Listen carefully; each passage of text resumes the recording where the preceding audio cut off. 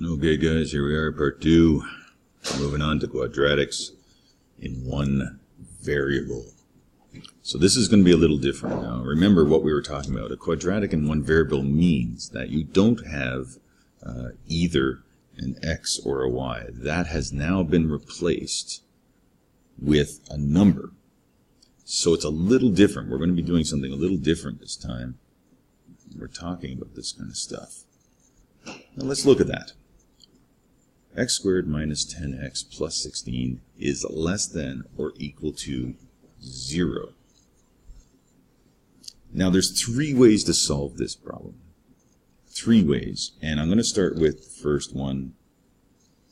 And I think this is going to help you understand exactly what you're trying to do with this problem.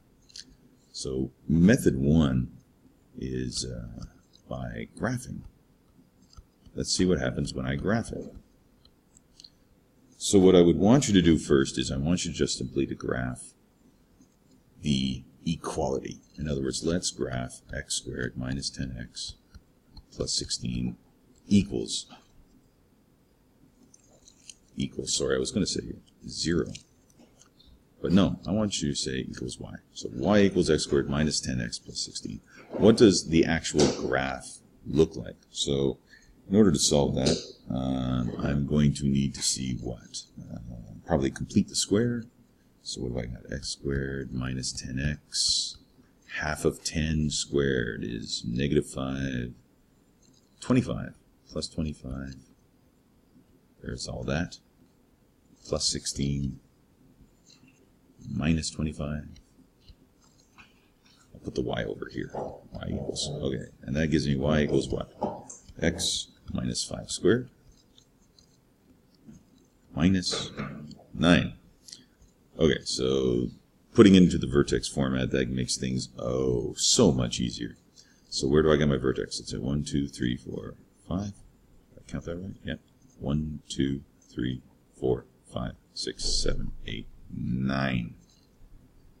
If I look at this, I realize that my A is 1. My A is doesn't have any vertical expansion or anything. So it's going to be as if I took the root graph, y equals x squared, and I just simply moved it over here. So it's going to have the exact same points. In other words, 1, 1, and then this one will be 4 high. 1, 2, 3, 4. And then the next one will be 9 high. Wait, oh, that's perfect. Some zeros. And pass that on and on. So let's just draw that now. See if I can't do this good. Not bad, not bad. Okay. So that's y equals, but that's not what I'm looking for. I'm trying to solve this problem here, and that's going to be a little different. So what exactly is this asking me? It's asking me when is this graph. Let's just write it down here. Sorry. Let me just write that again. The question is, when is the graph? Now, let's think. Less than 0. So I want to know when is the graph under or below the x-axis. That's what it's asking me.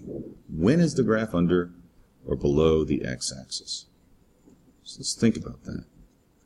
Another way to look at it, is that really you have 2 graphs. You have y equals x squared minus 10x plus 16, which is this graph I just drew.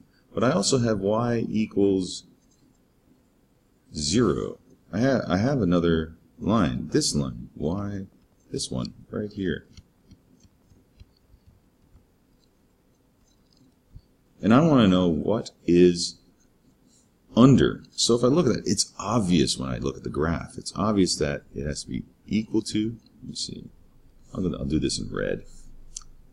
It's equal to or less than, which means it's all this. This is all under, it's all under the 0 line. So that's what is true for this statement. Now, how do I say that? The question is, what is the answer here? Well, I'm going to say it in terms of what x's are allowed. Okay, so so the x's are from there to there. There's my x's, right there. So how do I call that? Well, x can be, what are these points? Well, right here, that is 2, 0. And here, that is 1, 2, 3, 4, 5, 6, 7, 8, 0.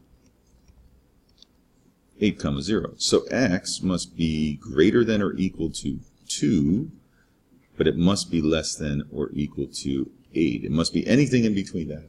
And that will give me the graph that is under, that is less than, see what I say there, less than or equal to 0. So graphing makes a pretty easy way of doing it, but it doesn't always work out too well because sometimes the numbers you're dealing with are hard to see. Sometimes when you graph it, I got a pretty lucky one here. Look, my roots are like 2 and 8, but you're not always going to get that, which means you might want to try a different method sometimes to get it right. So I'm going to look at 2 other different methods to solve this problem, and I want you to look at them carefully because you're probably going to end up using them more than anything like graphing. Graphing can help. It lets you visualize it really well, but I think these methods I'm going to show you just now are going to help you a lot. Okay, so let's get started. So in this case, what I'm going to do with method 1 is I'm going to, we'll just call it method 1. Method 1, I will solve the equation first. Okay, and then I will solve and then put on a number line. Okay. So if I'm going to solve this, what I'm trying to do here is I'm trying to factor it. So let's factor it. Now, I'm not going to spend too much time on the math of factoring. You know how to factor. So if you check this out, you would find that it is x minus 2 and x minus 8. We already know this from the graphing anyway. So I have 2 possible x's. And then what I want to do is I want to test the regions. So I know, hang on now. So we're going to make a number line. I'm going to make a number line very quickly. You'll probably need to do this too. And I'm going to put my 2 x's on the number line. So I'm going to have 2, and I'm going to have 8. And what I want to know is in each area, is the statement true if I plug it in? So what you want to do is you're going to pick a number that would be in this area. So for example, here, what number would be here? Something less than 2. Well, let's pick a nice one, x equals 0. Now here, between 2 and 8, I'll pick 3. And then bigger than 8, we'll say 10. Now what you're going to do is you're going to plug that number into your equation and you're going to see what you get. And if it's true, then you know that it is going to be part of your solution. Okay, so let's look at that. So I plug this into this one. That will be 0 minus 2 times 0 minus 8. Is it less than or equal to 0? So if you do that, you're going to get negative 2 times negative 8. That is 16 less than or equal to 0. Is 16 less than or equal to 0? No. So, no good. Next, x equals 3. So if I do that, what do I get? I get 3 minus 2 times 3 minus 8 less than or equal to 0. And what do I get? I get a 1 times a, what is that? That should be a negative 5. Okay, so I'm going to have a negative 5 less than or equal to 0. Well, yes it is. All right, so there we go. Then I've got the last one here. Let's plug her in. That'll be, let me see, 10 minus 2 times 10 minus 8. Whoops, sorry, I said 2 there. 8 less than, whoop, not much room. Okay, so that's 8 times 2. That is 16. Is that less than or equal to 0? No, it is not. Well, you can easily see then that my solution is right there. So then I could say my solution is x must be between 2 or 8. Get the same answer once again. Okay, so that's method 2 actually. I said method 1, but it's method 2. I've got one more method for you. And this one is actually very similar to the other one. Very similar, but you're looking at the numbers a little differently. So let's just take a peek at this. Once again, I'm going to look at the factoring. Let me see. X minus 2 times x minus 8 must be less than or equal to 0. Now, let's think about this.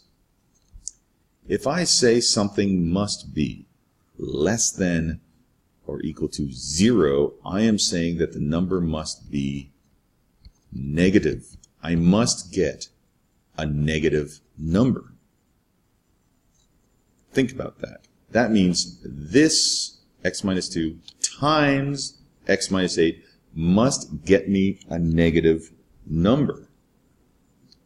So let's ask ourselves that for a second. How do I do that? Well, that means either there's two situations where that will happen. Either this number, whatever x minus 2 I get, must be a positive number, and this one must be negative, because a positive times a negative gives me a negative. But it could be the other way around, where this one's negative and this one's positive. I have two situations, situation 1, situation 2. So why don't we just simply test out those two situations and see what happens? So how does that work? Okay, I'm going to show you situation 1, and then you're going to do the rest, and you're going to solve this for me. Okay, so here we go. I'm going to look at the number line. So it's the same as the last method. I'm still doing a number line. I got 2. I got 8. Okay, that's all I'm doing. But I'm going to look at this a little differently. I'm going to move this up now. Let's move this up. I'm going to look at each situation and say, do I get a negative or do I get a positive? Okay? Let's think about this for a moment. I want you to think about whether you're going to get something that is negative or positive. So in this case, what I'm going to say is that in this area, what is going to happen? I'm going to say, what if I have a situation where x minus 2 is positive? So that means it is greater than or equal to 0. And this one, x minus 8, is negative, less than or equal to 0. Okay, so what does that mean? That means I would have what? X is greater than or equal to 2, and x is less than or equal to 8. Let's think about that for a second. All right, so x is greater than or equal to 2. So what you're going to do is you're going to look at these two things, and you're going to put them on the number line. This whole idea. X is greater than or equal to 2. So it could be equal to 2, or it could be greater than 2. There we go. What else could it be? X is less than or equal to 8. Here we go. Could be 8 and could be less than. And so what am I looking for? Where do I have double lines? Where I have double lines, it is true. So right now I have a solution here of x is greater than or equal to 2 and less than or equal to 8. But here's the thing. You have to test the other situation. You have to test where the first one is x minus 2 is less than or equal to 0 and x minus 8 is positive. It is greater than or equal to 0. This is situation 2. This was situation 1. And you have to look at both to find out what the full solution is. You'll find that some of them, you're going to have to do that because you need both to get the full solution. Okay, so take a look at that, guys, and I will see you in the next class. And hopefully you've had a chance to try these out. Maybe if you have your textbook, there will be plenty of chances for you to do this. Okay, later.